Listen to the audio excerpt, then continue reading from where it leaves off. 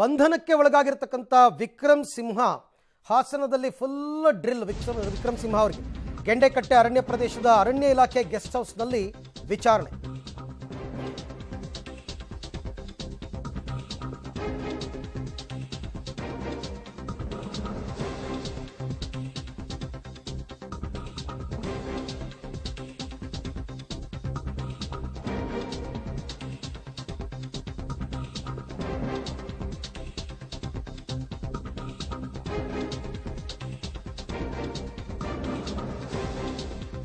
ಗೆಂಡೆಕಟ್ಟೆ ಅರಣ್ಯ ಪ್ರದೇಶದ ಅರಣ್ಯ ಇಲಾಖೆ ಗೆಸ್ಟ್ ಹೌಸ್ನಲ್ಲಿ ವಿಕ್ರಮ್ ಸಿಂಹ ವಿಚಾರಣೆ ನಡೀತಾ ಇದೆ.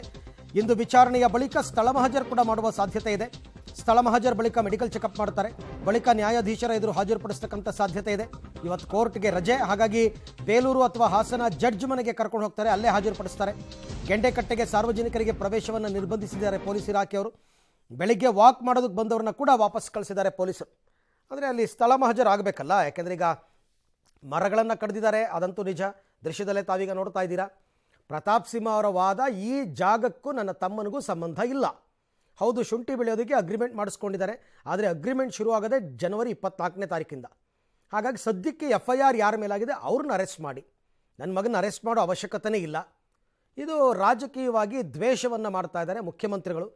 ನನ್ನ ವಿರುದ್ಧ ನನಗೆ ತಪ್ಪ ಹೆಸರು ಬರಬೇಕು, ನನಗೆ ಕೆಟ್ಟ ಹೆಸರು ಬರಬೇಕು ಅನ್ನೋ ಕಾರಣಕ್ಕೆ ನನ್ನ ತಮ್ಮನ ಮೇಲೆ ರಿವೆಂಜ್ ತಗೋತಾ ಇದ್ದಾರೆ, ನನ್ನ ಕುಟುಂಬದವ್ರನ್ನ ತಪ್ಪಿತಸ್ಥರನ್ನಾಗಿ ಮಾಡ್ತಾ ಇದ್ದಾರೆ ಅಂತ ಪ್ರತಾಪ್ ಸಿಂಹ ಅವರ ಆರೋಪ. ಬಟ್ ಈಗಾಗಲೇ ಒಂದು ಸರ್ತಿ ವಿಚಾರಣೆಗೆ ಹಾಜರಾಗಿದ್ದರು ವಿಕ್ರಮ್ ಸಿಂಹ, ಹೋಗಿ ಸ್ಟೇಟ್ಮೆಂಟನ್ನು ಕೊಟ್ಟು ಬಂದಿರತಕ್ಕಂಥದ್ದು ನಿಜ.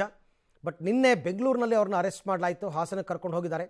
ಅಲ್ಲಿ ಇವಾಗ ವಿಚಾರಣೆ ನಡೀತಾ ಇದೆ. ಒಬ್ಬ ವ್ಯಕ್ತಿಯನ್ನು ಅರೆಸ್ಟ್ ಮಾಡಿದ ಮೇಲೆ 24 ಗಂಟೆಯ ಒಳಗೆ ನ್ಯಾಯಾಧೀಶರ ಮುಂದೆ ಅವ್ರನ್ನ ಹಾಜರುಪಡಿಸಬೇಕಾಗುತ್ತೆ. ಹಾಗಾಗಿ ಅದಕ್ಕೆ ಸಮಯ ಇದೆ, ಕೆಲವು ಫಾರ್ಮ್ಯಾಲಿಟೀಸ್ ಇದೆ. ವಿಚಾರಣೆ ಮಾಡಬೇಕು, ವಿಚಾರಣೆ ಆದಮೇಲೆ ಸ್ಪಾಟ್ ಮಹಜರ್ ಮಾಡಬೇಕು, ಸ್ಪಾಟ್ ಮಹಜರ್ ಆದಮೇಲೆ ಮೆಡಿಕಲ್ ಎಕ್ಸಾಮಿನೇಷನ್ ಆಗಬೇಕು, ನಂತರ ಜಡ್ಜ್ ಮುಂದೆ ಹಾಜರುಪಡಿಸ್ತಕ್ಕಂಥ ಅವೆಲ್ಲ ಪ್ರಕ್ರಿಯೆಗಳು ಇವತ್ತು ನಡೆಯುವಂತಹ ಸಾಧ್ಯತೆ ಇದೆ. ಮಾಡಲೇಬೇಕು ಈ ಎಲ್ಲ ಕೆಲಸಗಳನ್ನ. ಪ್ರತಾಪ್ ಸಿಂಹ ಕೇಳ್ತಾರೆ, ನೀವು ಯಾಕೆ ಇನ್ನೂ ಜಡ್ಜ್ ಮುಂದೆ ಹಾಜರುಪಡಿಸಿಲ್ಲ?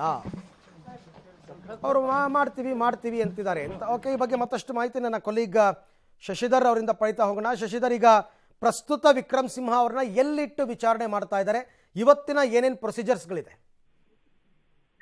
ಅರವಿಂದ್, ಏನು ಅಕ್ರಮವಾಗಿ ಮರ ಕಡಿದಂತಹ ಪ್ರಕರಣದಲ್ಲಿ ಸಂಸದ ಪ್ರತಾಪ್ ಸಿಂಹ ಅವರ ಸಹೋದರ ವಿಕ್ರಮ್ ಸಿಂಹ ಅವರನ್ನು ನಿನ್ನೆ ಬೆಂಗಳೂರಿನಲ್ಲಿ ಬಂಧನ ಮಾಡಲಾಗಿತ್ತು. ಬಂಧನ ನಂತರ ಹಾಸನ ಹೊರವಲಯದ ಗೆಂಡೆಕಟ್ಟೆ ಉದ್ಯಾನವನದಲ್ಲಿರ್ತಕ್ಕಂತಹ ಅರಣ್ಯ ಇಲಾಖೆಯ ಗೆಸ್ಟ್ ಹೌಸ್ ನಲ್ಲಿ ಅವ್ರನ್ನ ಇರಿಸಲಾಗಿತ್ತು. ಇದುವರೆಗೂ ಸಹ ಅವ್ರು ಅಲ್ಲೇ ಇದ್ದು, ಈಗ ತಿಂಡಿಯನ್ನ ಮುಗಿಸಿ ಅವ್ರನ್ನ 2 ಜೀಪ್ಗಳಲ್ಲಿ, ಒಂದು ಮುಂದೆ ಪೊಲೀಸ್ ಇದ್ರೆ, ಇನ್ನೊಂದು ಜೀಪ್ ನಲ್ಲಿ ಅರಣ್ಯ ಇಲಾಖೆ ಅಧಿಕಾರಿಗಳಿದ್ದಾರೆ.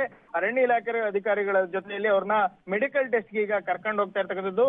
ಈಗ ಜಿಲ್ಲಾಸ್ಪತ್ರೆಯಲ್ಲಿ ಮೊದಲು ಮೆಡಿಕಲ್ ಅನ್ನ ಮಾಡಿಸಿ ಆ ನಂತರ ಹಾಸನದ ಅರಣ್ಯ ಭವನಕ್ಕೆ ಕರೆದೊಯ್ತಾರೆ. ಅಲ್ಲಿ ಹೇಳಿಕೆಯನ್ನ ಪಡೆದ ನಂತರ ಅವರ ಹೇಳಿಕೆ ಏನಾದ್ರು ಸಮಂಜಸವಾಗಿತ್ತೋ ಅಥವಾ ಅನುಮಾನ ಬರುವ ರೀತಿಯಲ್ಲಿ ಇರುತ್ತೋ ಅದರ ಮೇಲೆ ಸ್ಥಳ ಮಹಜರನ್ನ ಮಾಡ್ತಾರೆ. ಅದಾದ ಬಳಿಕ ಬೇಲೂರಿನ ಜಡ್ಜ್ ನಿವಾಸದ ಮುಂದೆ ಅವರನ್ನ ಪ್ರೊಡ್ಯೂಸ್ ಮಾಡ್ತಾರೆ. ಅರವಿಂದ್, ಬಟ್ ಒಂದು ವಿಚಾರ, ಈಗ ಮುಂದೊಂದು ತಿಂಗಳು 24ನೇ ತಾರೀಕಿಂದ ಅಗ್ರಿಮೆಂಟ್ ಶುರುವಾಗುತ್ತೆ. ಈಗ ಸದ್ಯಕ್ಕೆ ಅವ್ರಿಗೂ ಜಮೀನಿಗೂ ಏನೂ ಸಂಬಂಧ ಇಲ್ಲ ಅಂತ ಪ್ರತಾಪ್ ಸಿಂಹ ಅವರ ವಾದ. ಬಟ್ ವಾಸ್ತವಾಂಶ ಏನು ಶಶಿಧರ್?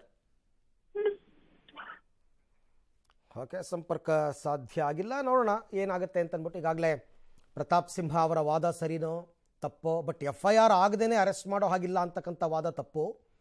ಅಡಿಷನಲ್ FIR ಹಾಕ್ಕೋಬೋದು ತಪ್ಪು ಮಾಡಿದ್ದರೆ.